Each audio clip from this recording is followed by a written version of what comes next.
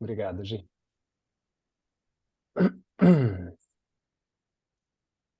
Legal.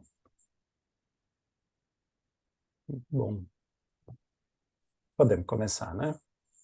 Bom, gente, então, boa tarde a todos e todas. Meu nome é Fernando Nogueira, da ABCR. Um prazer estar aqui hoje para mais um Café ABCR, e esse muito especial, Café ABCR em geral, a gente já faz nessa comunidade ampliada, tanto para associados e associadas da ABCR, mas também, né, para parceiros e quem mais tiver de fora, mas esse mais especial ainda, porque a gente está também com os nossos parceiros do IDES, o Instituto para o Desenvolvimento do Investimento Social, que vai falar daqui a pouquinho para a gente sobre a terceira edição da pesquisa Doação Brasil, né? Uma pesquisa que é referência aqui no nosso país em termos de doação de pessoa física, e a gente vai conhecer então um pouco mais a fundo, né? Foi lançado há algumas semanas, vai ter uma parte de apresentação da pesquisa e depois uma conversa, debate com a nossa rede da ABCR, liderado por duas pessoas, duas mulheres que eu admiro muito, que estão aqui também,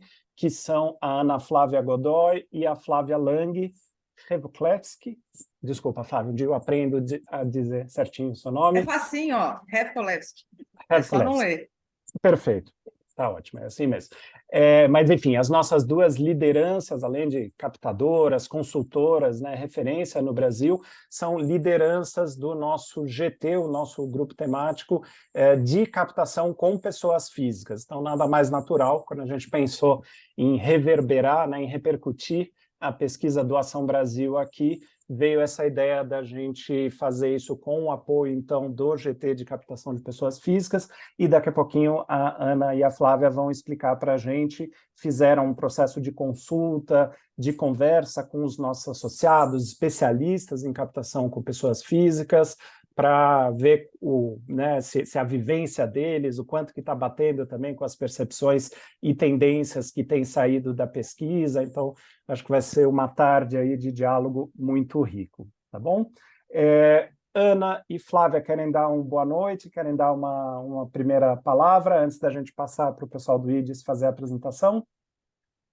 Posso falar bem rapidinho? Primeiro, Paula e Luísa, é uma honra muito grande estar aqui com vocês. Obrigada por terem aceito o convite e esse debate com os associados e Rede ABCR. E dizer que acho que é um pouco isso, a gente fez um trabalho bem bacana com os associados, os membros do GT Indivíduos, né? Fazendo um olhar um pouquinho mais aprofundado de algumas perguntas que tem a ver com a pesquisa e que tem a ver com o dia a dia da captação de recursos, para a gente poder nos ajudar aqui a balizar o debate, né? Então, e para quem não me conhece, sou Ana Flávia Godoy, trabalho com captação de recursos internacionais, grandes doadores e empresas. Flávia também quer uma palavrinha? Ou já seguimos? Só boas-vindas a todos, todas. Estou muito Legal. contente de estar aqui. Prazer receber a Paula e a Luísa. A Paula que eu já conheço há bastante tempo.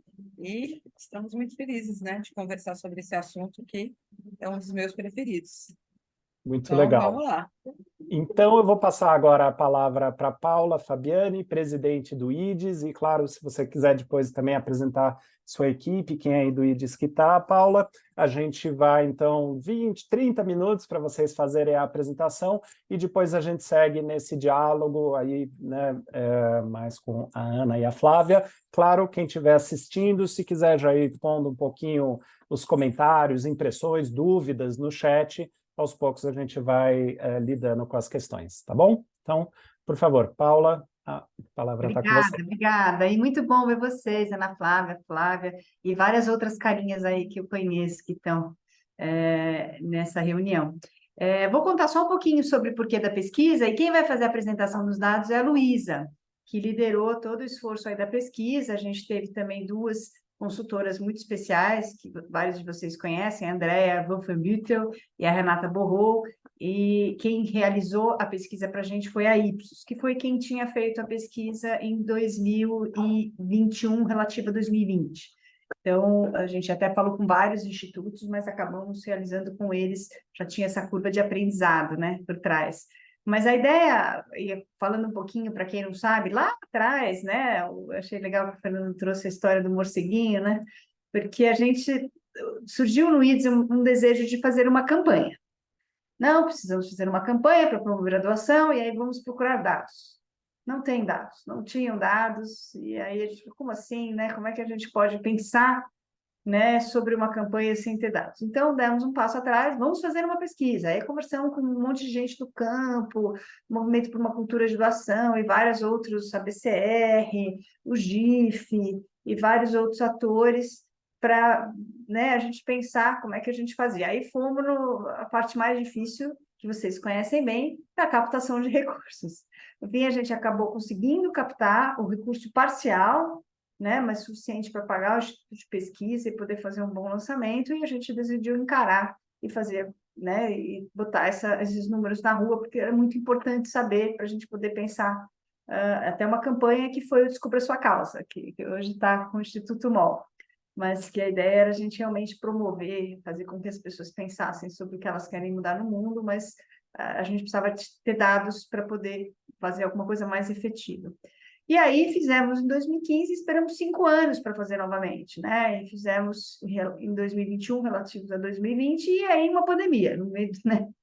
Atrapalhando todo o cenário. A gente achou muito complicado estar podendo também fazer conclusões, porque a gente estava num momento muito atípico de mundo, né? Não era nem só de Brasil. E refletimos que acho que para a gente poder vislumbrar tendências, fazia-se necessário ter uma periodicidade menor de tempo entre as pesquisas. E aí foi que tomamos a decisão de tornar ela bienal. E a ideia agora, a cada 2 anos, a gente trazer esses números para poder também ajudar o campo, né, a conseguir pensar em melhores estratégias, e a gente, como campo também, pensar em melhores estratégias não só de captação de recursos, mas de promoção da cultura de doação no nosso país. E aí, agora eu vou deixar para a Luísa trazer, a gente tem boas notícias, outras nem tanto, mas na nossa visão, como IDES, os números são positivos, porque a gente vê algumas tendências interessantes que podem ajudar nessa nossa trajetória de promover a cultura de doação. E nós temos também a Marina, que está ali também, né, com o loginho da Pesquisa Doação Brasil. Eu já estou sendo puxada a orelha, porque eu estou com o meu backdrop, mas eu vou colocar ele daqui a pouquinho, só achar ele aqui. Bom, boa noite a todos, muito obrigada pelo convite. Vou já começar aqui a apresentar a pesquisa. Acredito que alguns de vocês já viram esses resultados, tem algumas pessoas que eu estou identificando aqui que estiveram no evento de lançamento, mas eu peço que vocês vejam hoje os números com outros olhos, né? Porque acho que a ideia acabada essa apresentação, a gente abre realmente para um debate, para a gente pensar como que esses dados contribuem para as nossas estratégias de captação, para o nosso trabalho no dia a dia, né? Então, vamos lá. Apresentação especial aqui para o Café ABCR, a gente selecionou alguns dados, não estão todos aqui, tá? Nossos apoiadores, que tornaram tudo isso aí possível, e algumas perguntas que eu trago para vocês, né? Então, por que essa pesquisa é importante para nós? Então, ela traça um perfil dos doadores, ela revela quanto é doado e a frequência que esses brasileiros doam, e é um dado interessante, né, para as estratégias que vão ser traçadas.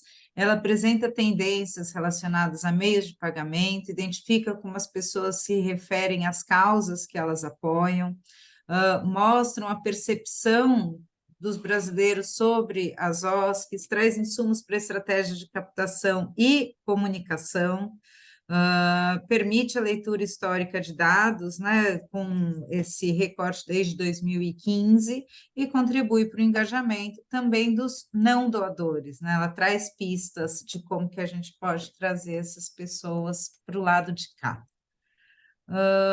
Então, vamos lá. Pesquisa Doação Brasil, vou sugerir que, se houver comentários, dúvidas, e já quiserem colocar no chat, fiquem à vontade, mas deixar que a apresentação seja feita direta, que acho que é mais produtivo.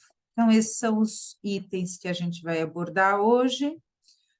E primeiro, passando pela metodologia, né, que a gente já falou um pouquinho, e então a gente fez esse campo, né, uma pesquisa quantitativa exclusivamente, né, e acho que isso é importante, porque todas as interpretações dos números vêm de ou leituras nossas, né, a gente não fez os trabalhos de qualitativos, porque eles foram feitos em outras edições.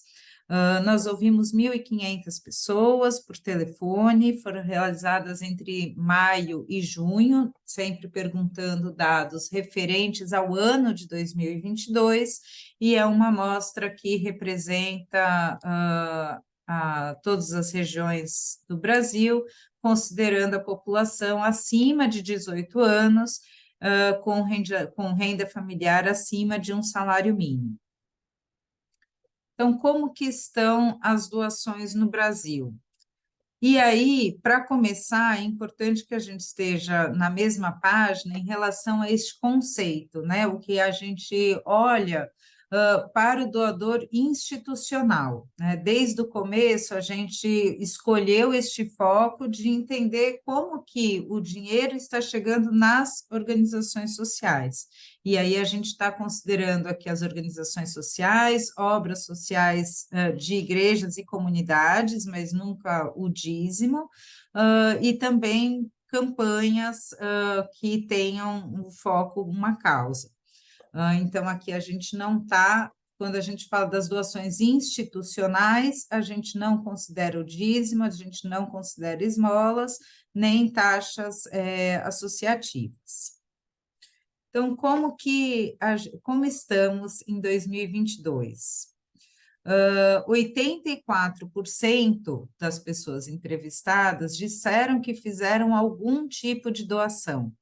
E esse número é muito superior ao que a gente viu nos anos anteriores, né? Aí a gente está falando de 3 tipos de doação. A gente está falando de doação em dinheiro, a gente está falando de doações de bens e de doação de tempo, né? Em trabalho voluntário. Então, 75% dos brasileiros disseram que fizeram doações de bens, 26% de voluntariado, e aí a gente tem crescimentos, né, expressivos aí também em relação aos anos anteriores. E a doação em dinheiro, ela chega a 48% das pessoas. Esse número, ele é maior do que aquele que a gente encontrou em 2020, mas ele, digamos, está estável em relação a 2015, né? A mesma quantidade de pessoas fazendo doações em dinheiro. E aí a gente foi entender como que é essa doação em dinheiro. Então, o que destas doações, só uma parcela foi destinada às organizações sociais, foram doações institucionais.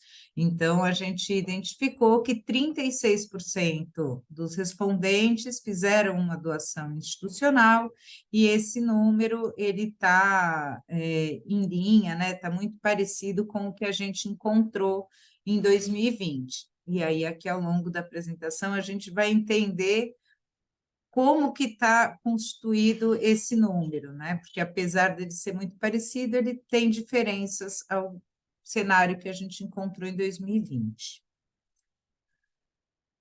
Esses números permitem a gente fazer uma projeção do total de doações institucionais no ano passado. Então, a gente parte de uma população de 161 milhões de brasileiros, mas a gente aplica a isso o filtro da amostra, que são aquelas renda familiar acima de um salário mínimo. Então, a gente está falando com uma população de 116 milhões de habitantes.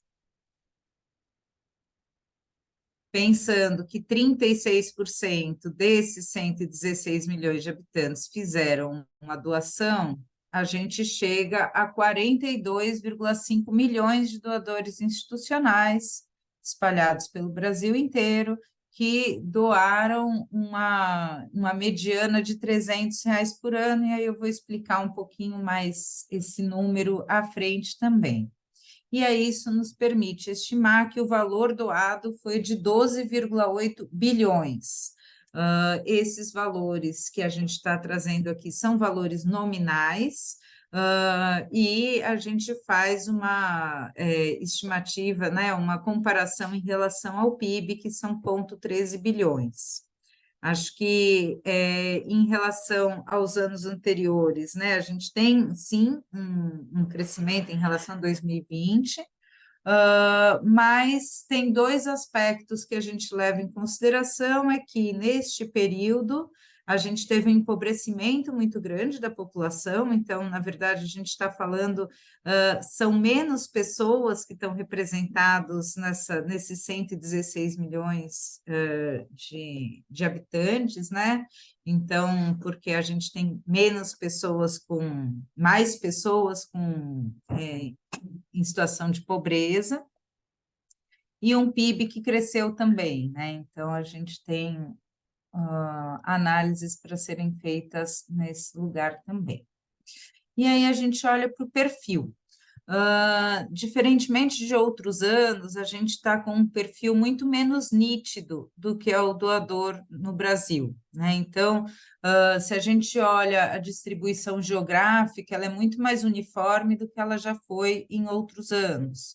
A mesma coisa em relação a gênero. A gente via mulheres com um perfil mais doador antes, mas hoje elas estão muito equilibradas com a participação dos homens. Em relação às idades, a gente vê um crescimento das pessoas, dos doadores mais maduros, né, acima dos 60 anos, mas também com uma distribuição similar aos 36% que a gente encontra na população geral.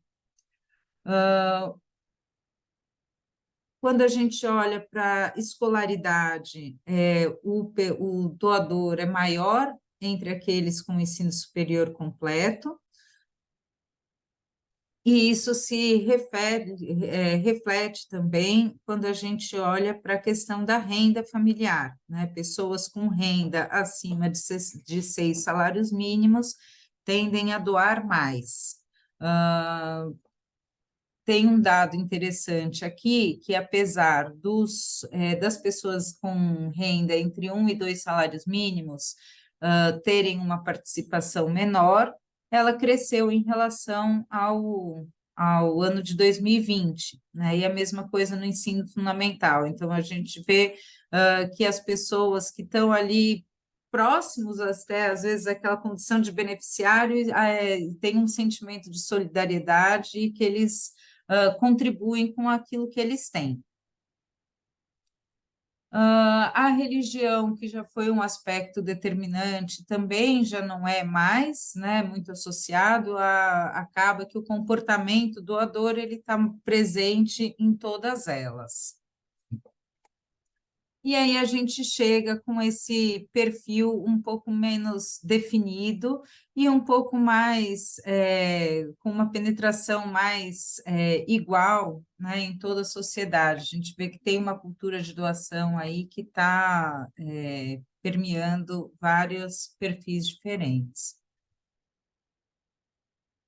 Nós perguntamos para as pessoas também, e aí acho que é um dado especialmente interessante para vocês, né? Qual que são os critérios adotados ao fazer uma doação? Então, a gente vê aqui os principais critérios estão relacionados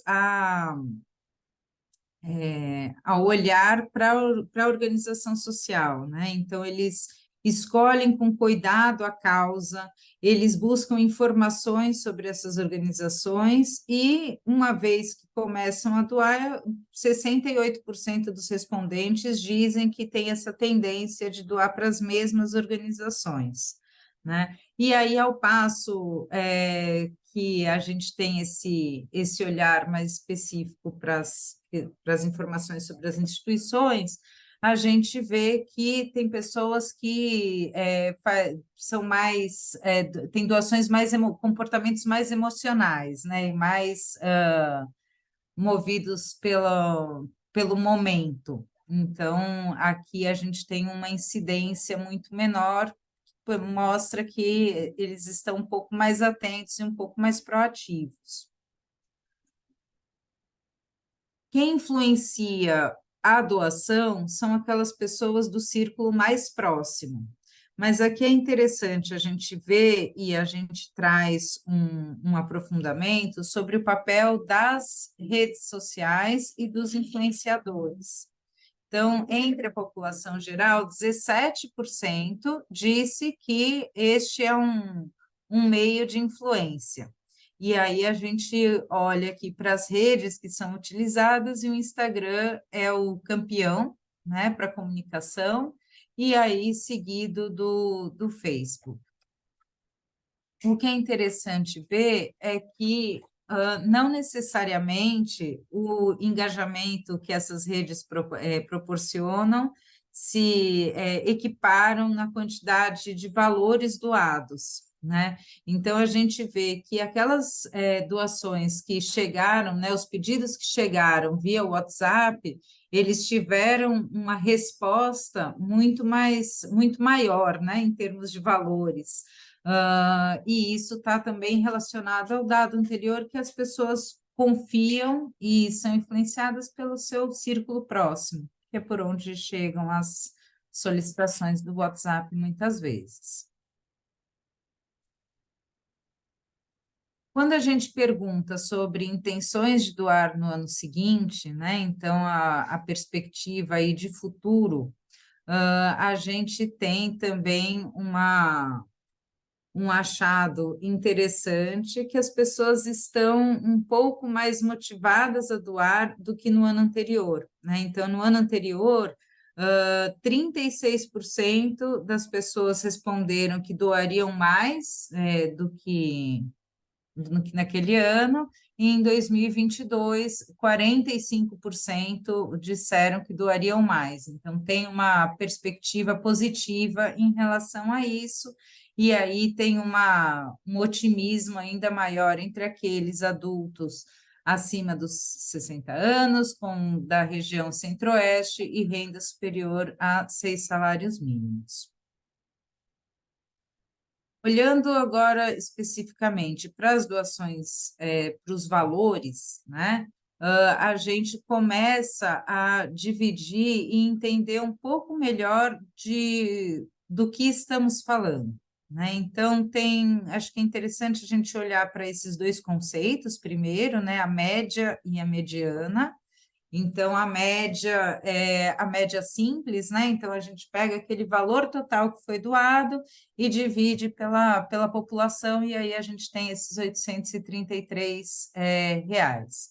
Mas a média, ela não dá conta da gente olhar para aqueles valores que são muito pequenos e os valores muito altos, né? Então, o que a gente faz? A gente usa a mediana, que é como se a gente colocasse todas as doações sobre uma linha reta e pega o valor que está no meio. E aquele valor que está no meio, ele representa melhor o quadro geral da população. Então, a gente usa esses R$ 300 reais, e a gente vê que os valores doados até R$ 120 reais, por exemplo, eles estão num quadrante inferior, né? E eles caíram em relação aos anos anteriores, e aí a gente vê pessoas de classes mais abastadas, né, doando muito mais do que doaram no ano anterior. Então, a gente passou de 8% de doações acima de R$ 1.200 para 15% dos doadores com esse tipo de doação. Então, a gente vê um potencial grande da gente aumentar esse ticket médio junto a essa população. Em relação a causas, e aí eu acho que é importante um disclaimer aqui. Luísa, desculpa, posso só uma pequena pergunta de esclarecimento? Aquele Claro. valor, eu não lembro se você falou, esse é o ticket médio, vamos dizer, da somatória das doações anuais, né? Isso não quer dizer o ticket médio que cada vez que as pessoas doaram, elas doaram R$ 300. Somando as várias doações que elas fizeram ao longo do ano, deu R$ 300 ou R$ 800. Exatamente, a mediana anual. Esses são os valores anuais. Obrigado. Para tirar um pouquinho da ansiedade dos captadores aqui, de repente falam, nossa, o meu ticket é muito menor que isso. São valores anuais. Então, a gente tem aqui que 15% da amostra doou mais de R$ 1.200 por ano. Né? Aí a gente está falando de uma média de R$ 100 por mês.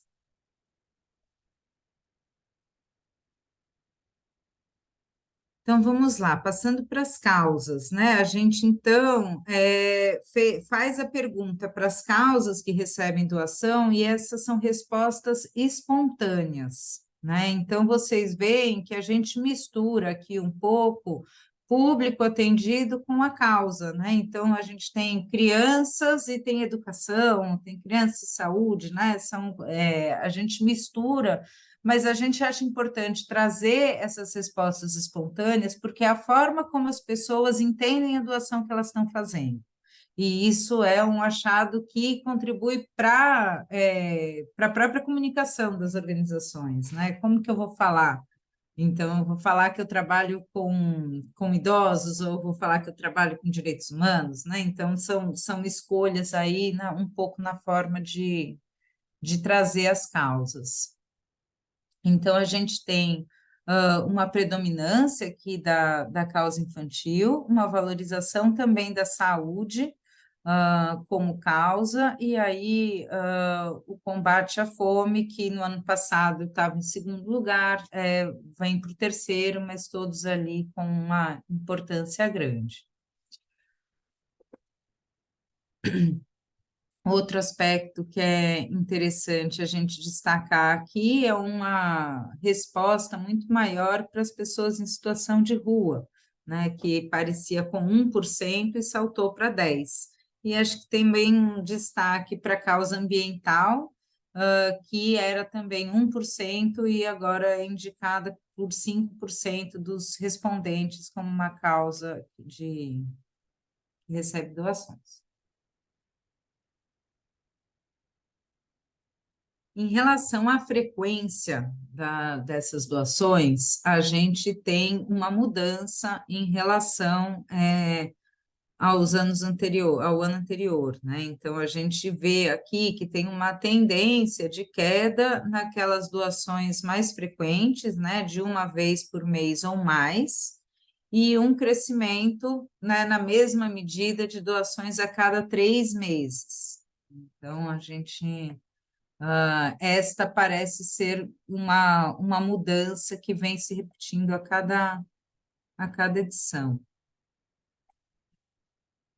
Em relação a meios de pagamento, o Pix parece que está se consolidando aí com um meio que tem uma facilidade muito grande para essas doações acontecerem. O dinheiro vivo, ele cai bastante, acho que cai bastante o uso do dinheiro vivo nas nossas vidas, né? Em geral, a gente vai substituindo, a gente vê isso. E aqui uma surpresa também bastante agradável, que é o arredondamento, que passou, né, de 0% ou decimais, para 11% dos respondentes, indicando que usavam esse meio no seu dia a dia, né, no arredondamento no caixa. Então, foi até um dado que a gente convidou o Movimento Arredondar para eles analisarem, e eles acharam que, né, estava em conformidade com o que eles têm visto na realidade, né, com outras organizações também oferecendo esse tipo de solução. Olhando agora para os não doadores, a gente tem dados interessantes aqui também, né? Então, a gente faz essa distinção entre aqueles que não doam, né, não doam há mais de 5 anos, porque a gente acredita que aqueles que doaram nos últimos 5 anos têm um potencial maior de serem resgatados, né? Pode ser que a não doação tenha sido circunstancial. Então, a gente se debruça sobre isso e pergunta para esses não doadores se haveria, né, alguma condição que fariam eles passarem a doar dinheiro. E aí a gente vê, né, um crescimento consistente aí em relação aos anos anteriores, e a gente chega a 93% dessas pessoas falando que sim. A gente tem consciência de que provavelmente não são esses 93% que efetivamente passariam a doar, mas esse número indica que o ato de doar é considerado importante e que eles, ao responderem à pesquisa, se colocam nessa situação e se respondem que sim, que passariam a doar, né? Então, a gente vê que tem uma percepção que muda em relação à doação. E aí a gente pergunta, bom, se você voltaria a doar, qual que é o motivo para isso? E em outros anos, a gente tinha uma predominância de pessoas falando que ter mais dinheiro era muito importante, né? Em 2020, a gente teve esse salto aí de pessoas falando sobre sensibilidade, envolvimento com a causa, né? Então, as pessoas buscando algum sentido para suas doações que não se refletiu nessa edição. Então, a gente tem nos pontos principais aqui para atrair esses não doadores algumas questões que a gente tem como influenciar, né? Então, em segundo lugar, vem saber como o dinheiro está sendo usado. Depois, conhecer uma organização em que confie. E um quarto aqui é a entidade ser mais transparente. Então, são todos fatores que, por meio de comunicação, a gente consegue influenciar e atrair esse não doador. Então, são pontos interessantes para a gente olhar. Nesse bloco, a gente olha para questões mais amplas, né, sobre a percepção dos brasileiros em relação ao Brasil e em relação às instituições. Então, é interessante ver também como nesta edição, né, em 2022, os respondentes, eles atribuíram responsabilidades muito maiores a todas as instituições, né? O governo, ele é muito responsável, mas também ali se colocaram, né? Cada um se colocou como um responsável também na solução desses problemas, né? Então, se em 2015 só 61% diziam que poderiam fazer alguma coisa, em 93%, nessa edição, 93% disse que se sentia responsável, né? E a gente sabe que o ato da doação é um ato cidadão e que a gente pode atrelar e engajar essas pessoas dessa forma. As empresas também bastante responsabilizadas e as organizações da sociedade civil mantendo a mesma posição em relação a anos anteriores, mas com alguns grupos um pouco mais demandantes dessas organizações, e a gente, interessante olhar aqui a geração Z, e que a gente vai trazer depois um zoom sobre a percepção desses jovens. Percepção sobre as ONGs. Aqui a gente tem um quadro que não é tão positivo se a gente comparar em relação a 2020, e aí 2020 a gente tem que lembrar que foi um ano em que houve um protagonismo e das ONGs muito grandes e uma disseminação desse protagonismo por meio da imprensa, né? As ONGs realmente apareceram muito como peças importantes, essenciais no combate às consequências da pandemia. Em 2022, esse quadro regride um pouco do que a gente tinha em relação a 2020, mas ele ainda assim é mais positivo do que aquela percepção que a gente tinha em 2015. A população está, sim, mais confiante nas organizações, mas claro que tem alguns indicativos aqui de onde que a gente pode operar e apoiar para mudar essa percepção. Nos debruçamos também a olhar para influência das atitudes das empresas nas decisões de compra. Então, será que as pessoas estão preocupadas com aquilo que as marcas fazem? Né? Então, a gente viu que 44% diz que sim, né? Elas compram mais ou optam mais por marcas que têm ações sociais comprovadas. Né? E aí, junto aos doadores institucionais, esse número é ainda maior, 49% dizem que são influenciados. Mas é interessante ver que a rejeição, né, às marcas é muito maior, né? Elas punem as marcas quando elas se veem que estão envolvidas em práticas de corrupção, ou em práticas de trabalho escravo, ou em práticas nocivas ao meio ambiente, e aí tem uma punição muito maior.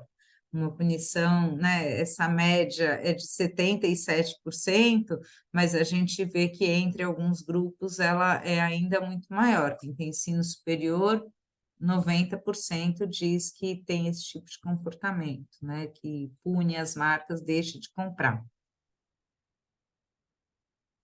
E aqui eu já vou trazer um recorte rapidamente sobre a geração Z, vou passar um pouquinho mais rápido, que meu tempo está se esgotando, mas esse foi um recorte que a gente escolheu fazer nesse ano, porque a gente entende que apesar de a geração Z, né, os jovens serem a menor parcela de doadores, até porque tem a menor menor percentual de recursos disponíveis mesmo, né? Eles têm opiniões importantes e que a gente pode influenciar mais, porque eles são os nossos doadores do futuro. Né? Então, olhar para o que eles pensam é muito importante para a gente. E a gente vai trazendo aqui um recorte e fazendo a comparação em relação à população geral.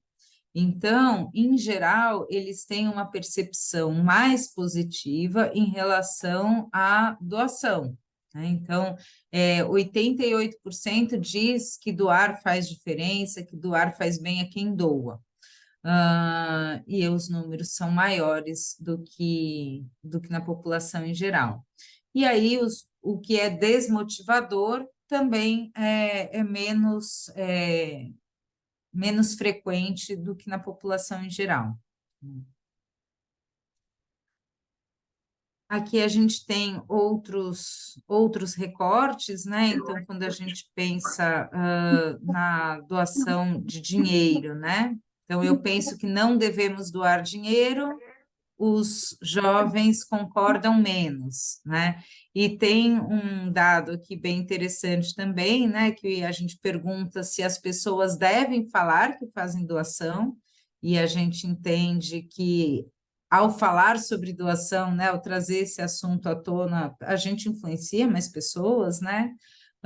E a população geral concorda com essa afirmação, né? 75%, e os jovens já são tendem a concordar menos com isso, né? Então tendem a falar mais sobre as doações que fazem.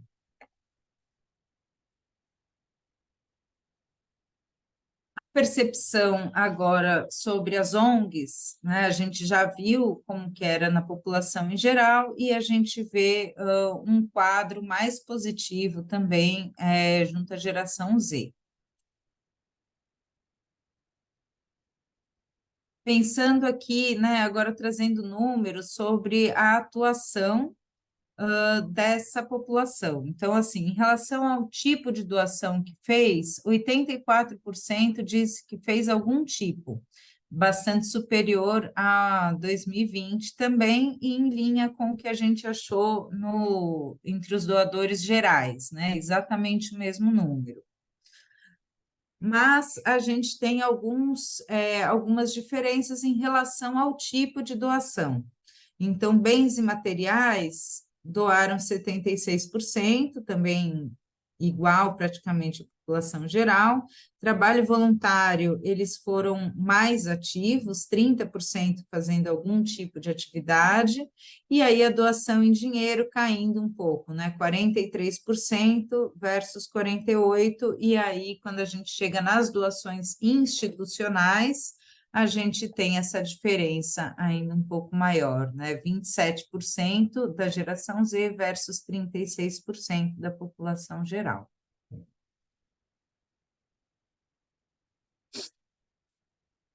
Os influenciadores nessa decisão de doar são muito similares, mas as mídias sociais elas têm um papel mais contundente junto a esse público, né? Então, enquanto nos doadores institucionais a gente via 17% se dizendo influenciados, aqui na geração Z, 1 em cada 4 disseram que foram influenciados pelas mídias sociais, e aí aqui o registro de cada uma delas, né? Então, Instagram e Facebook também altos, mas aqui aparece o TikTok com mais força, e aí o WhatsApp menos utilizado por esse grupo quando o assunto é doação.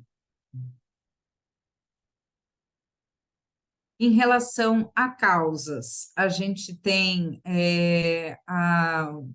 uma diferença principal aqui, né, talvez na causa da saúde, que foi menos citada pelos jovens, enquanto a causa animal e pessoas em população de rua com uma expressividade muito maior, né? Então, assuntos que estão aí no dia a dia desses jovens.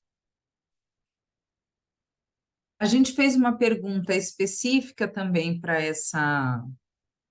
esse grupo de pessoas, né, que foi a partir de uma provocação de uma organização do próprio campo, né, que falava, bom, a geração Z, ela não doa necessariamente, faz doações recorrentes, mas em momentos de mobilização, de campanhas, eles doam muito mais, né, e se engajam.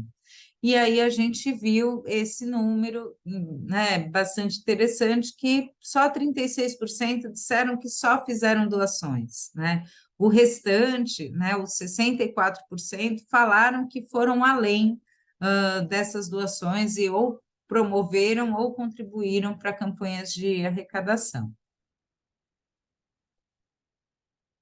Em relação às intenções de doar, a gente vê que o doador da geração Z ele está também ainda mais motivado, né, com uma perspectiva mais otimista em relação ao doador institucional da população em geral, né? A gente tem 52% falando que vai doar mais, né? E 36% que vai manter o valor. Então, a gente tem um cenário bastante positivo. E aqui um resuminho, né, dos achados principais em relação à geração Z. Então, eles estão doando mais, têm uma percepção sobre as ONGs e sobre as doações mais positivas, participam dessas outras mobilizações, admitem a influência das mídias sociais e estão mais confiantes sobre doar no próximo ano. Esses foram os achados que a gente escolheu para trazer aqui. No nosso site tem ainda mais dados e infográfico, e em breve a gente vai lançar também uma área para vocês fazerem os cruzamentos de gráficos. Mas, por hora, é isso que temos, e agora eu abro para a conversa e para o debate. Muito legal. Super obrigado, Luísa. Parabéns de novo a todo o trabalho então que o IDES fez com todos os parceiros financiadores. Passo a palavra para a Ana Flávia, então, para trazer uma primeira visão dos associados da BCR. Primeiro, muito obrigada, Luísa, por esse recorte, por esse carinho de trazer esse olhar, Paula também. Acho super importante a gente... São muitos dados, né? São muitos achados e muitas informações importantes que a pesquisa traz, e isso traz um leque também para a gente, né, para os captadores, um leque importante de cruzar alguns dados com a nossa realidade e olhar para o que está acontecendo no dia a dia das nossas organizações, dos nossos grupos, enfim, e entender como isso se reflete, como isso pode nos apoiar de certa forma, e ao mesmo tempo como a gente pode olhar para uma perspectiva de futuro, que eu acho que é muito interessante, que eu acho que foi essa inovação de olhar para a geração Z e olhar para essa geração de futuro. Luísa, então, acho que, primeiro, eu queria dizer um pouco que a gente, no GT Indivíduos, a gente fez um pequeno recorte para quatro temáticas, talvez, ou 4 pontos que foram interessantes para esse primeiro grupo controlado que a gente analisou, o nosso dia a dia e a pesquisa, mas eu queria fazer um convite para todo mundo, para os associados e também ao IDES, Luísa, se assim fizer sentido, a gente seguir fazendo esses cruzamentos. Eu acho que tem muitos outros achados e muitas outras oportunidades de avaliação do que os dados nos dizem, do que a nossa realidade nos coloca para a gente pensar o futuro do nosso planejamento. Então, queria só deixar aqui claro que o GT Indivíduos vai continuar fazendo esses olhares e esses cruzamentos para a gente seguir avaliando. Mas antes de eu trazer os 4 pontos que foram os que a gente selecionou nesse grupo controlado, digamos assim, que a gente foi avaliando essas últimas semanas, eu queria primeiro deixar aberto para os participantes, se alguém ficou com alguma dúvida ou com alguma questão, quiser abrir o microfone, e depois a gente puxa esses dados que a gente trouxe. Então, queria primeiro oportunizar para vocês trazerem. Tem algumas pessoas colocando aqui no chat... Ou acho que seria interessante quem quiser falar, levantar a mão, abrir o microfone. Acho que, Ana, você levantou a mão, certo? Boa. Boa noite, meu nome é Ana Raiske, quero agradecer imensamente a oportunidade de estar aqui, poder estar aprendendo com vocês. Eu sou super amadora nessa questão, sou envolvida com um monte de ONGs e projetos, mas tudo na base do amor. Estou aqui para aprender. Eu não sei se eu perdi a explicação, eu fiquei um pouco interessada em relação a qual que é essa amostragem de jovens, essa geração Z. Eles são da escola privada, eles são da escola pública, eles são a amostragem da rua, eles foram entrevistados no supermercado. Aonde que estavam esses jovens? Essa é a minha primeira pergunta, eu teria mais uma. Tá, vou explicar aqui então. A pesquisa, ela é feita pela Ipsos, e aí eles pegam uma amostragem que reflete a população brasileira. Então, esses jovens, eles vão estar distribuídos da mesma forma como eles estão distribuídos na população, né? Então, a gente tem um cuidado que a amostra represente todas as regiões, que represente todas as classes, né? Aí, claro, a escolaridade é diferente para esses jovens, né? Mas a amostra total ela é composta dessa forma, e aí a gente faz o zoom nos jovens. Perfeito. E até 27 anos. Perdão? Jovens de 18 a 27. 27, eu fiz a conta aqui, eu vi, era de 95 até 23, isso mesmo. Eu posso fazer mais uma pergunta ou passa para alguém e depois volta? Pode fazer mais uma? O Fernando fez assim. Pode fazer, e aí a gente... Tá. Eu sou palestrante na área de desenvolvimento humano e eu fico pensando como que eu poderia contribuir, né, para o mundo nessa fala para os jovens, que eu achei muito interessante, que aumentou essa cultura de doação e tudo, mas já existe alguma coisa para que eles tenham noção hoje desse impacto quando eles doam, porque a gente vê, por exemplo, na minha realidade aqui, eu moro no interior de São Paulo, né? Numa cidade que não tem nem cinema, mas tem tudo do lado, tem aeroporto, tem tudo. Tem cidades com escolas com estrutura. A gente percebe e nós, pais, incentivamos enormemente que seja feito esse movimento para que essas crianças entrem nos asilos, para que essas crianças participem de movimentos, né? Por que essa pergunta? Se ele está doando um dinheiro, ótimo, mas às vezes ele se envolver envolver com a causa, do tipo ele saber se esse dinheiro, por exemplo, foi para uma ONG que está comprando óculos, que essa criança voltou a enxergar, que ela consegue voltar a ler o que ela... Uma criança que talvez nunca passava de ano, não é porque ela não tinha uma capacidade de aprendizado, mas é porque talvez ela nunca teve acesso a uma coisa chamada óculos, né? Então, eu não sei se eu fui clara na minha pergunta, mas para eles entenderem o que de fato é quando eu me dou. Eu posso doar o meu dinheiro, eu posso doar o meu tempo, mas quando a gente consegue entender no mundo, né, de que quando a gente começa a abrir esse olhar para o outro, e isso que eu queria saber de vocês, o que vocês acham que a gente pode fazer, né, em força de grupo é maior ainda, para poder sensibilizar esses jovens, que são o nosso futuro, né, a gente depende deles, para conseguir abrir esses corações e eles perceberem que a grana também é importante, que não é só o óculos, a roupa, o tênis, a comida, né? O dinheiro também, porque tem coisa que a ONG vai precisar do dinheiro, por exemplo. Então, aonde que vocês veem que tem um potencial aí? Ou isso já existe? Isso já é claro? Ou isso é um potencial para eu poder plantar uma semente e começar e depois a gente vai embora, né? Você quer comentar, Paulo, ou você tem pergunta também? Eu tenho pergunta, mas eu posso comentar. Na verdade, vocês, por favor, me complementem, mas que eu saiba, não existe nenhuma ação organizada voltada para o público jovem especificamente. Né? Nos Estados Unidos tem um programa que eu gosto bastante, que é o Learning to Give, que trabalha em escolas, mas trabalha desde o comecinho, que eu acho que é um negócio bem bacana, né? A gente fazer trabalho em escolas é bem interessante. A gente teve umas iniciativas de aplicar o Descubra Sua Causa em classes do ensino médio, foi bem interessante, mas foi um pilotinho. E acho que se o ensino abraçasse, a gente fez também um outro projeto junto a escolas, mais para discutir a participação cidadã, né, dos jovens, participação comunitária, pelo meio da cultura de doação, vários temas, né? Mas entendendo que hoje a gente tem no currículo também cidadania como um item, né, a ser trabalhado pelos professores, eu acho que caberia bastante falar sobre esse impacto da doação no nosso país, né, apoiando organizações da sociedade civil que podem transformar em áreas que são caras para os jovens, né? Mas, Ô, Paula, você se refere, no caso, à base nacional comum curricular ou não? Essa base da cidadania, é dessa questão? cidadania é um dos temas da base Ah, curricular das eletivas. perfeito, perfeito. Mas o que a gente viu nesse projeto que a gente fez com 3 escolas aqui na cidade de São Paulo, é que os professores não estão zero preparados para dar conta desse desafio. Então, tem uma oportunidade aí, né? Eu queria, Paula, se me permitisse, acho que o Dia de Doar tem feito movimentos com Sim, tem o movimento Dia de Doar Kids, Kids.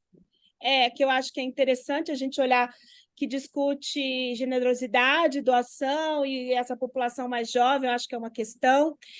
E um dos pontos, acho que aproveitando que a Ana adiantou, Paula, um dos pontos que a gente ia trazer era justamente aprofundar mais esse debate no GT Indivíduos da geração Z como doadora efetiva, olhando para essas 3 vertentes que a pesquisa traz: bens, voluntariado e dinheiro. Então, acho que uma das coisas que muito nesse grupo controlado a gente discutiu e percebeu é que há um desejo do doador de futuro, que justamente é essa geração e a geração, né, mais jovem, mas, ao mesmo tempo, como contemplar isso nos nossos planejamentos e como as nossas organizações, em termos de doação de pessoa física, consegue ter um olhar de mais longo prazo. Então, acho que tem alguns cruzamentos para a gente conseguir falar desse doador de futuro que tem a ver com a capacidade das organizações de se planejar no futuro também. Esse é um tema que a gente, no GT Indivíduos, vai provocar bastante daqui para frente, e acho que atrelando aos achados e aos indicativos que vocês trouxeram na pesquisa 22. Então, acho que era até um dos olhares e uma das perguntas que a gente vai trazer. Mas, de forma bem objetiva, no dia de hoje, o Dia de Doar Kids tem feito um trabalho muito excepcional e uma luta muito grande de incorporação da doação e da generosidade nas escolas e, enfim, e nesses espaços. E aí eu não sei se alguém tem alguma outra pergunta, não sei se você ia fazer uma pergunta, Paula. Que você... Eu ia fazer só um comentário, né, dos dados, que acho que é uma coisa que me chamou muito a atenção da pesquisa, me deixou um pouco mais otimista, porque acho que a gente tem um desafio de país, né? O país vem de uma trajetória econômica difícil, né? Mas começa a dar sinais de melhora, quer dizer, a gente tem mais otimismo na sociedade brasileira, eu acho que isso pode se refletir em mais doações, assim eu espero. Mas uma das coisas que me chama muito a atenção é 93% dos não doadores dizendo que poderiam se tornar doadores, e a trajetória do número, né? A gente vê que esse número saiu de 40% em 2015, ou seja, nem o não doador, que às vezes ele é convicto, ele não quer, não vai doar, mas ele não tem coragem de falar que não vai doar, porque doar é bacana, porque doar é legal, porque pega mal se ele falar que ele nunca doaria. Então, eu acho que essa já é uma barreira importante que a gente talvez tenha vencido com todas as iniciativas para promover a cultura de doação, e obviamente a pandemia ajudou também, né? Nesse sentido de, poxa, como é importante a doação para uma sociedade, né? É ali que, na necessidade que muitas vezes a gente vê esse poder da solidariedade. Então, esse foi um ponto que me chamou bastante atenção, que teve uma mudança grande, e também o papel dos setores, né? A gente tinha ali, né? Era quase uma escadinha em 2015, e agora a gente vê que é uma reta, quer dizer, o brasileiro entende que é papel de todos, e não é só papel do governo, que, né, cabem as ONGs, a sociedade civil, se organizar, responder, cabem as empresas também, que era um percentual bem baixinho, que eles achavam que o movimento das empresas, assim, curiosamente, era até um pouquinho maior que das ONGs, mas, né, isso mostrava a falta de entendimento do brasileiro sobre o papel das organizações na sociedade, mas você vê que essa mudança de percepção, eu acho que é algo positivo que também pode ajudar no fortalecimento da cultura de doação e também da cultura de doação corporativa, né? Muito bom, Paula, muito bom. Não sei se alguém quer abrir também o microfone, eu acho que tem, se não, tem uma fala aqui da Suelen, Flávia, que eu acho que era legal se você pudesse comentar, porque ela fala uma coisa que eu acho que é interessante aqui, que apesar das redes sociais, das mídias, da doação digital, você tem o face-to-face e o telemarketing, que são mais tradicionais, digamos, né? Talvez, não sei se eu posso usar isso, como ainda alta taxa de sucesso e como uma estratégia de valorizando a captação individual. Eu não queria que você comentasse um pouco sobre isso. Vou comentar, até falei isso quando a gente estava na reunião da semana passada de indivíduos, que eu acho que é um comentário bem interessante. A gente sente na rua a mesma coisa que sai na pesquisa, né? Esse ano a gente cresceu muito e aumentou muito o número de doações e a média de doação. Então, as pessoas estão doando mais e está aumentando a taxa, a performance, né? Então, é o que a gente chama, né? O captador está fazendo mais doadores num dia de trabalho, que é o reflexo disso que a gente está falando da pesquisa, né? Doa mais e o número maior. E a outra coisa que acontece também os jovens doam mais, mas aí também cancelam mais, né? Mas não é o cancelam porque ele não quer doar, é o cancelam porque não tem dinheiro. Então, ele doa, faz a doação única, então ele continua, né, como doador, mas aí o mais velho é aquele que continua doando mais. A média de doação é o do mais velho. Então, eu acho que tem todas essas correlações com a pesquisa que mostram, né, esse crescimento. Na realidade, é que tanto o telemarketing, se a gente for falar de telemarketing e do face-to-face, os dois são abordagens ativas, né? Onde você vai atrás da pessoa, você para a pessoa, ou você liga para a pessoa. Então, normalmente a gente trabalha com métricas e números, onde você tem uma taxa de conversão muito grande. Ela é diferente do você ver um anúncio nas redes sociais e responder, né? Então, você trabalha com telemarketing e com face-to-face quando você quer crescer de forma agressiva e rápida, né? Então, você tem uma meta muito alta de crescimento. E por isso que é uma das ferramentas mais importantes de crescimento de muitas das grandes organizações internacionais. Você consegue controlar o resultado, né, em número de doadores. E eu acho que é por isso que continua a primeira taxa de sucesso, né? E o segundo ponto pessoas dão para pessoas, né? É o cara a cara, né? Na rua é o cara a cara, no telemarketing também é o cara a cara. A gente teve aí vou falar só rapidinho, a gente teve uma experiência super bacana de um captador nosso que abordou um figura da mídia no aeroporto de Santos Dumont, que tinha tido um dia péssimo, e ele fez como é que chama aquilo? Matéria que aquele menino fez? É tipo um vídeo contando do dia dele, né? Ele tem 1 milhão de seguidores, sei lá, não sei quantos seguidores, e ele criou um verbo que é o nome do nosso captador, contando a história dele, por que que foi importante aquela conversa que ele teve, por que que ele doou, né? Então, aquele momento entre o captador, né, aquela conexão do cara a cara, né, do 1 a 1, e o que transformou a vida dele naquele momento. Então, essa conexão, por mais que a gente fale, né, inteligência artificial, etc., e eu sou a pessoa do digital também, né? Então, apesar de fazer face-to-face, digital também é o meu negócio. Mas a conexão do cara a cara 1 a 1, ela não morre, né?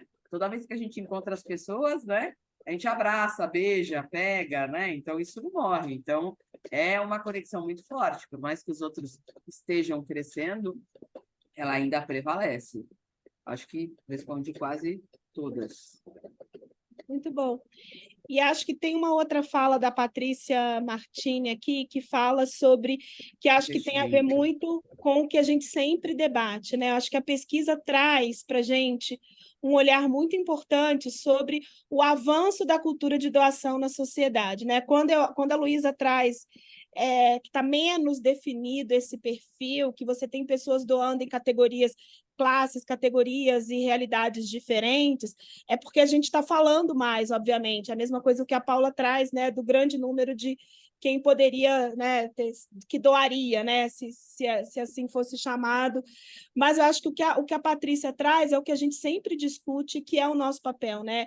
A relação entre cultura de doação e cultura de captação, ou seja, como é que cada vez mais a gente se planeja, se prepara, olha para... A gente tem muitos avanços, né, ao longo dos anos, dessas pesquisas de oportunidades, de mais estratégias, então, mas como que a gente avança do lado de cá para a gente segurar, né, ou até avançar com esses números. Eu acho que quanto mais as organizações se preparam, colocam esses planejamentos na rua e essas oportunidades de doar para onde, de que forma, eu acho que a gente vai ampliando e vai crescendo. Então, as coisas precisam andar juntas, né? Acho que teve uns avanços muito importantes, estratégicos e fundamentais na cultura de doação, mas, ao mesmo tempo, como a gente precisa ainda, de certa medida, e alguns desses dados e algumas das reflexões enquanto organização social que a gente se faz, a gente também precisa avançar nisso que a gente chama de cultura de captação efetivamente, né? Então, acho que é um pouco desse olhar para isso. E aí eu vou perguntar se alguém tem, porque eu fiz essa pergunta, acabou que a gente Suelen. a Flávia. Suelen tem uma pergunta. Ei, gente, não é nem uma pergunta, é mais uma percepção. Queria ver se a Paula tem essa mesma percepção, que eu estou lembrando aqui de cabeça. Um dos dados que mais me chocou na primeira pesquisa foi em 2011, 14, 13? 2015. 2015, tá. Um dos dados que mais me chocou naquela primeira pesquisa era a falta de confiança das pessoas nas ONGs, inclusive para aquelas que eles doavam. Tinha uma pergunta diferente do que tem nessa, mas que basicamente dava a indicar que o sujeito doa mesmo sem confiar naquela ONG. É mais um desencargo de consciência, uma coisa estou fazendo da minha parte, mas na hora que a gente batia esses dados, eu lembro que isso na época me chocou muito. E dá para notar que eu acho que tem uma coisa geracional, afinal de contas, nós, falando talvez pela maioria aqui, que não é geração Z, nós pegamos CPI das ONGs, a gente pegou escândalo com ONG fachada de esporte com deputado, a gente pegou fake news, todo mundo pegou de lá para cá, né? Mas eu acho que o que a gente pegou de ataque, digamos, às ONGs, na década de 2010 a 2000, ali teve CPI das ONGs, acho que foi 2011, teve um outro escândalo em 2013, enfim.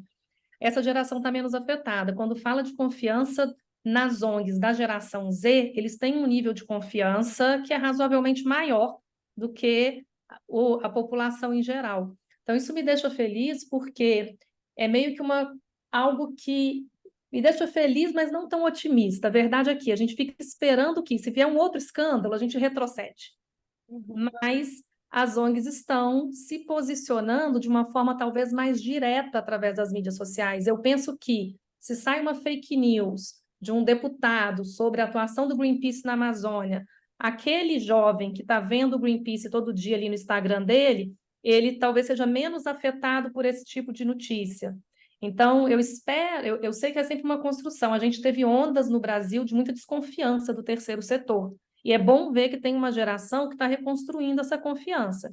Cabe a nós, enquanto movimento, estar sempre pautando pela transparência e tal, mas também estar atentos a qual que é o meio de comunicação nosso que vai fortalecer essa credibilidade do terceiro setor, né? Então, acho que são caminhos também que a pesquisa traz para a gente, ou reflexões que vão além das nossas estratégias de como alcançar esses doadores, estratégias de captação, mas também enquanto setor e posicionamento, que a gente tem que ficar atento.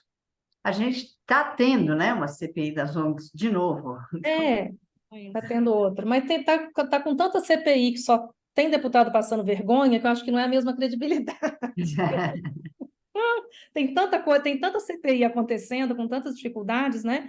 Mas acho que também, até no caso das CPIs, hoje eu acho que minha percepção pessoal, a gente tem lideranças na Câmara hoje muito fortes do ponto de vista popular. Estão nas mídias sociais, estão na TV, são influenciadores, têm milhões de seguidores, diferente do que lá em 2011, 2012, 2013. Então, eu acho que, mesmo durante uma CPI, a gente tem vozes em defesa das ONGs que são mais fortes ou que alcançam mais, têm um alcance maior do que aquelas que nós tínhamos há 10 anos atrás, até pelo contexto de mídias sociais, né? Então, era isso. Muito Só bom. compartilhando minha esperança. Muito bom, Su. Não, e acho que é isso, assim, eu queria trazer, então, acho que os 4 pontos principais que a gente discutiu nesse grupo controlado, e, de novo, eu quero fazer o convite para todo mundo para a gente seguir criando outras interlocuções, outras relações entre os dados e a nossa realidade, e fazer desse momento que a gente criou para trazer aqui para o Café BCR, não esse pontual, mas que isso continue alimentando e refletindo no que o GT Indivíduos tem pensado a partir agora do lançamento da pesquisa e de outros elementos, né? Então, eu queria trazer o primeiro ponto que foi bem discutido nesse grupo controlado, foi sobre o ticket médio, essa ampliação do ticket médio.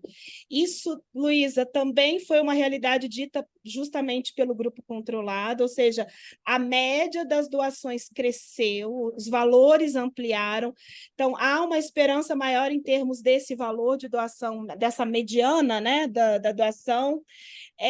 Isso realmente ampliou para todos os respondentes, e isso tem sido uma esperança muito grande na reformulação do pedido, em como a gente posiciona o nosso pedido e a nossa estratégia no individual, inclusive olhando para aquilo que a gente chama de middle donors, ou seja, se o valor está crescendo e a gente tem a entrada de outras pessoas com poder aquisitivo maior doando também, que isso também foi, a gente acabou perguntando isso no grupo controlado e, de fato, as pessoas responderam que houve uma ampliação também. Então, a gente olhando para essa mediana também para os middle donors, ou seja, há uma oportunidade, de fato, estruturar isso dentro das organizações. Então, há um olhar mais positivo nos conselhos, a partir do que a pesquisa traz, de que, de fato, esse ticket médio ampliado, isso é uma referência. Então, isso foi muito positivo, acho que a pesquisa traz isso, e o primeiro grupo controlado que a gente trabalhou também traz isso como positivo. O segundo ponto, que foi importante também nesse grupo, e, de novo, a gente não quer parar aqui, mas estender para outros temas, então foi essa coisa entre homens e mulheres, né? Antigamente, como você mesma falou, tinha um recorte mais determinado nesse sentido. Hoje, as organizações elas responderam. Eu vou usar a média, agora eu aprendi a mediana, mas eu vou usar na média aí dos 50-50, se eu não me engano, algum número bem equiparado entre homens e mulheres. Então, a gente não consegue dizer deste grupo controlado que é homens ou mulheres, efetivamente, então está ali na média, mas teve um debate interessante e a gente quer ampliar para o protagonismo feminino, a filantropia feminina.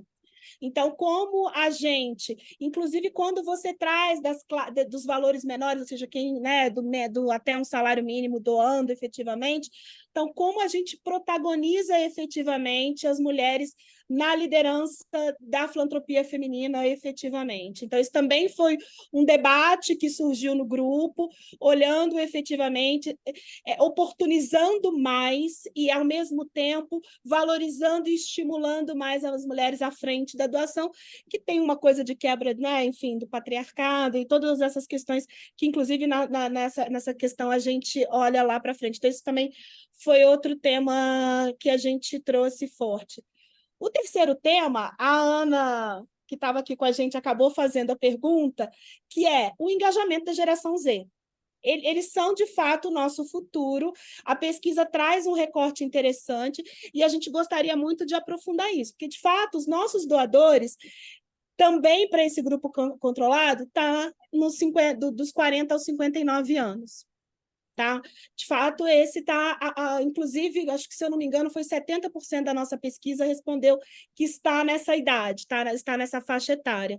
Mas, ao mesmo tempo, a gente sabe que tem um futuro e tem uma relação entre as gerações e tem como essas gerações influenciam filhos, netos a doar e como essas pessoas podem se comportar e entrar nesse universo efetivo da doação, né? Então, acho que esse foi um outro tema, achei que foi interessante, de fato. Posso falar só uma pergunta?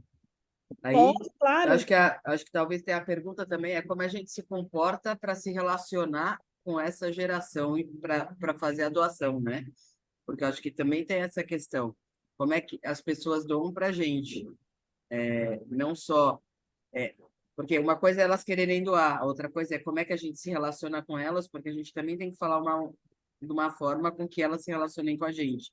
E acho que aí tem um gargalo, né? Tem um gargalo. Tem um gargalo e um desafio de comunicação.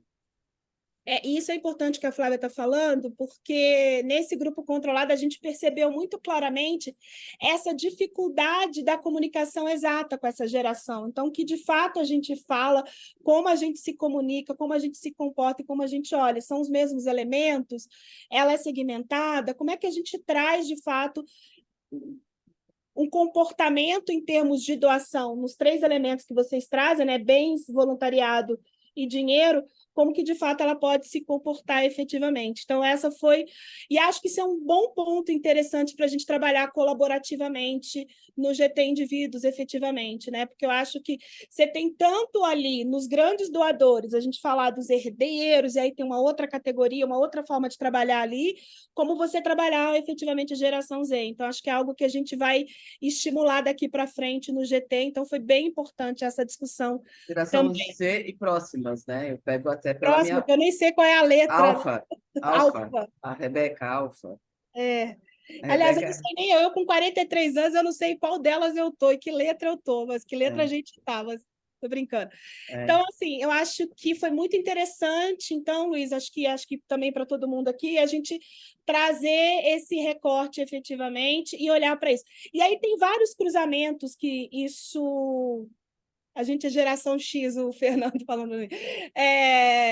E tem vários cruzamentos que eu acho que são interessantes, que são relacionados às causas. Por exemplo, uma das discussões que a gente percebia muito claramente, por exemplo, é a causa animal, que dificilmente tinha acesso. Se você conversar com os captadores e gestores das organizações da proteção animal, eles falam da distância da realidade, inclusive em termos de governança, de uma série de questões. Então, eu acho que a pesquisa lá aproxima e oportuniza que a gente possa falar e apoiar, de fato, também essa causa, né? Esse recorte temático em termos de doação efetivamente, né? Tem uma outra questão também, a gente acabou não sendo um dos 4 pontos principais, mas eu acho que é um dos pontos que a gente vai trabalhar para frente, que é a queda na recorrência, né? Então, a recorrência ela não é mensal mais, ela é de 3 em 3 meses ou ela é pontual.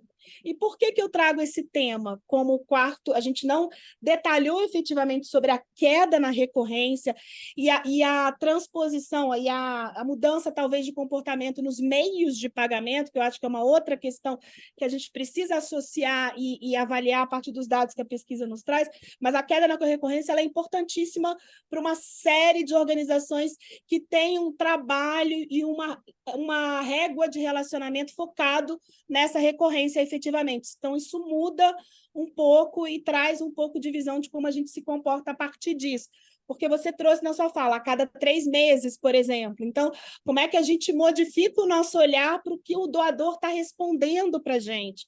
Isso modifica no nosso planejamento. A gente não aprofundou nisso, mas estou trazendo porque eu acho que é um ponto, talvez, de próximo aprofundamento, mas uma das coisas muito importantes, que aí eu acho que eu queria abrir mais para a gente debater nesses 10 minutos finais, é a doação espontânea. Isso gerou bastante dúvida entre todos sobre a conceituação da doação espontânea, né? Então, eu acho que tem uma contribuição de todos nós e da própria pesquisa, Luísa, de trazer um pouco desse olhar sobre a doação espontânea. O que significa isso? Então, algumas pessoas trouxeram assim, a doam sem pedir, outras trouxeram a espontânea é a pontual.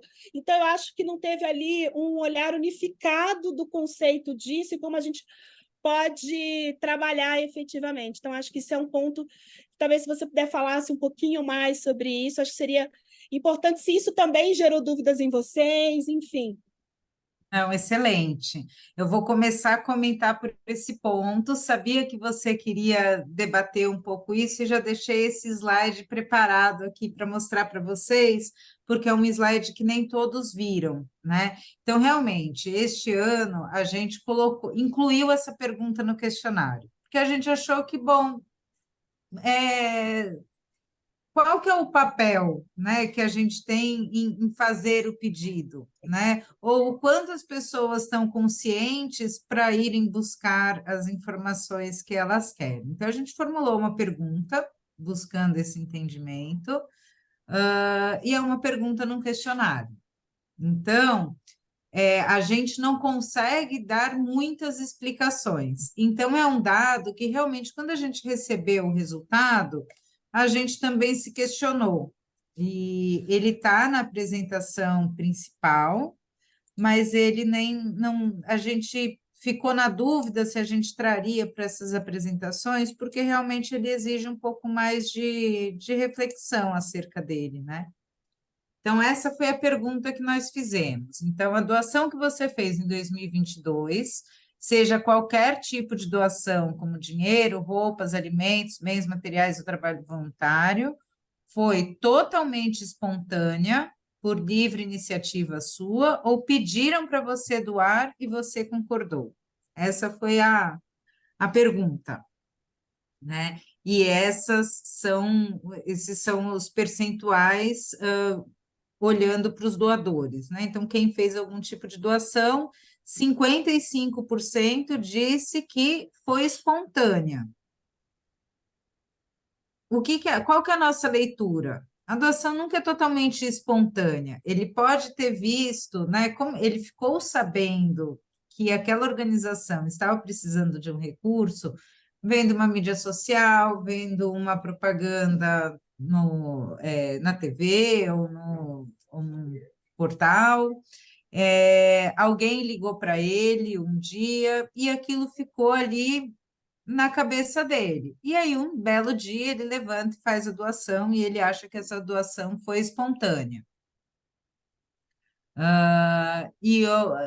O que a gente tem, talvez, mais segurança, por outro lado, seja esses 21% que falaram efetivamente, me pediram e eu doei.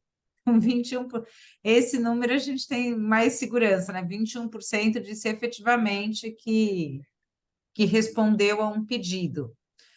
Mas, realmente, essas doações espontâneas, a gente não tem certeza o que cada um está considerando uma doação espontânea, né?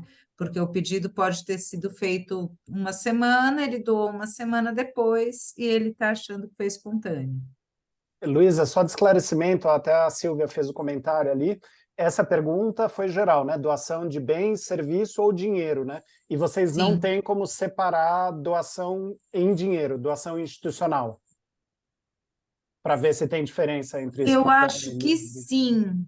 Deixa eu ver se eu tenho esse dado aqui ou se eu preciso. A gente está com pouco tempo, Luísa, talvez se você quiser, se você puder trazer isso depois, amanhã, a gente divulga nas nossas redes aqui esse dado, ou para as nossas bases aqui. Não, acho que é interessante, pelo menos para quem está aqui nessa conversa, né? Perfeito, se conseguir agora, claro, seria ótimo. Tá. Você está no mudo, Ana Flávia. Desculpa, Paula, eu fecho. Enquanto a Luísa está procurando, eu acho que isso gerou essa dúvida mesmo da espontaneidade, como o doador entende a espontaneidade, né? Se isso tem a ver de fato com uma mudança comportamental, enfim, de desejo, de procura. Então, acho que isso. E a gente pode aprofundar bastante sobre isso também no grupo.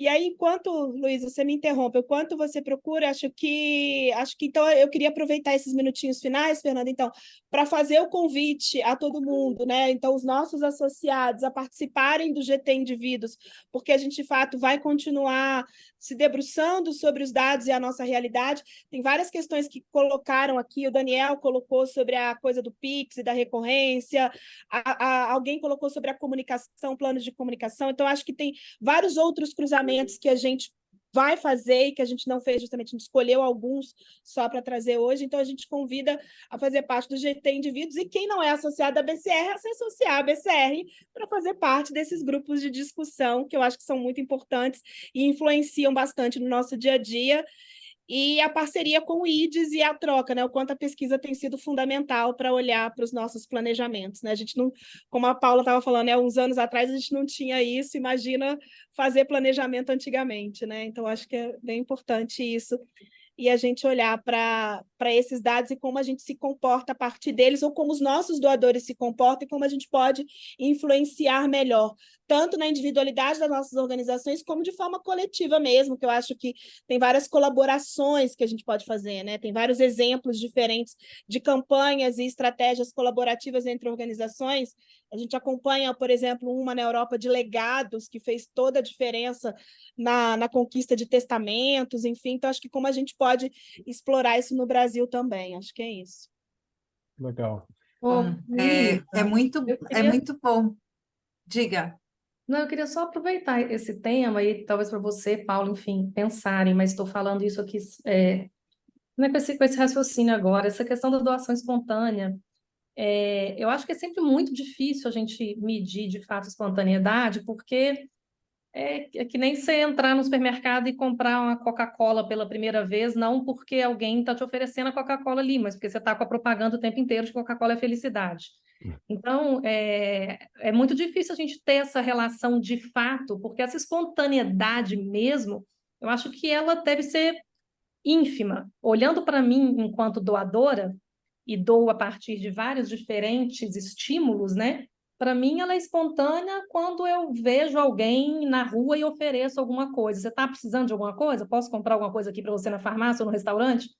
Porque, fora isso, há de alguma forma um movimento pela doação, na minha concepção.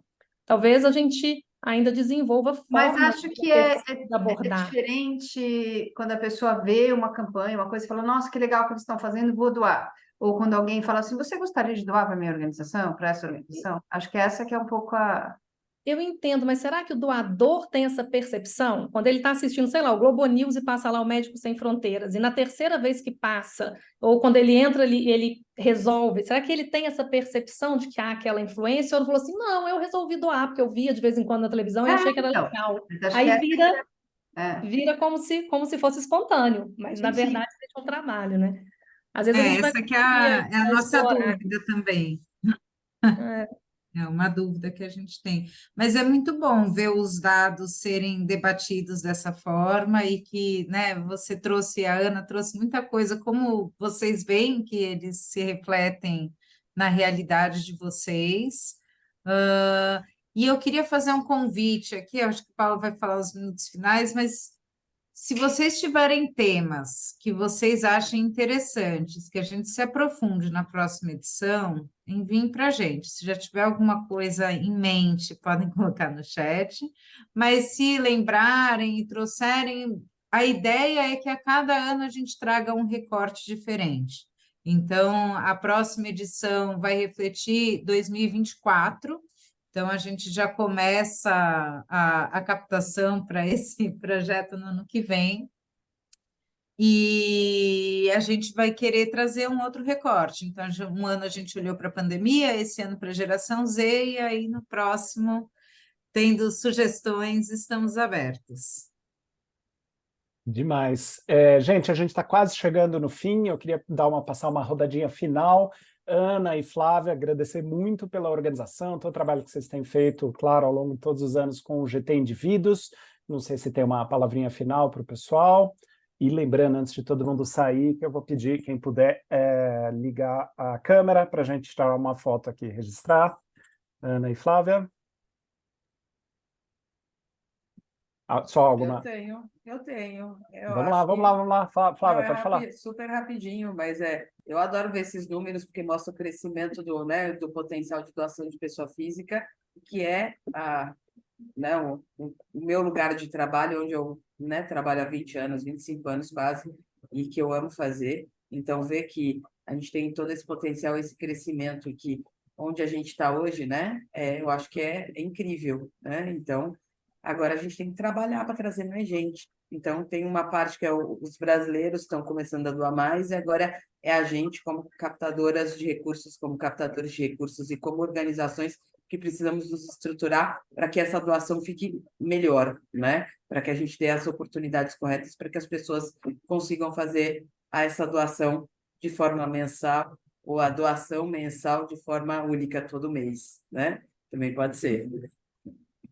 Acho que é isso. E super obrigada, Paula, Luísa, todo mundo, que esteve aqui presente, conversando com a gente.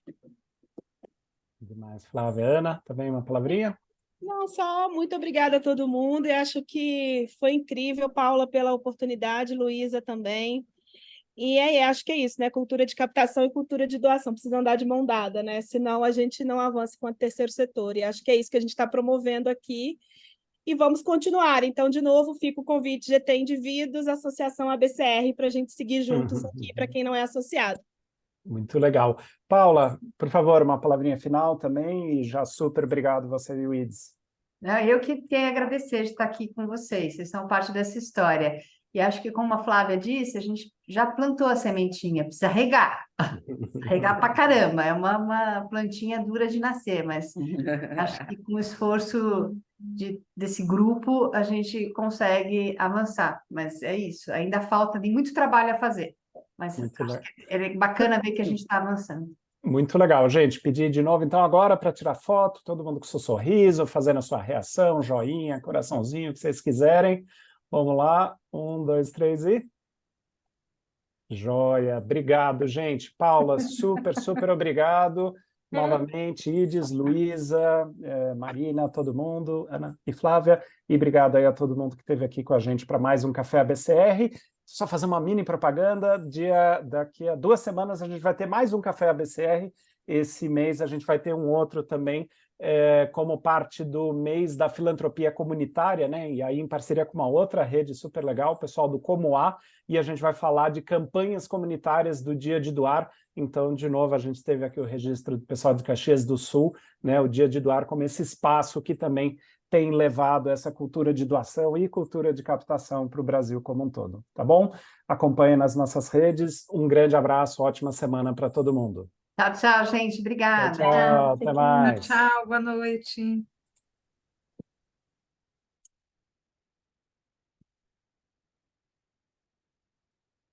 Valeu, gente. Podemos parar de gravar, né, Gi? Você já parou?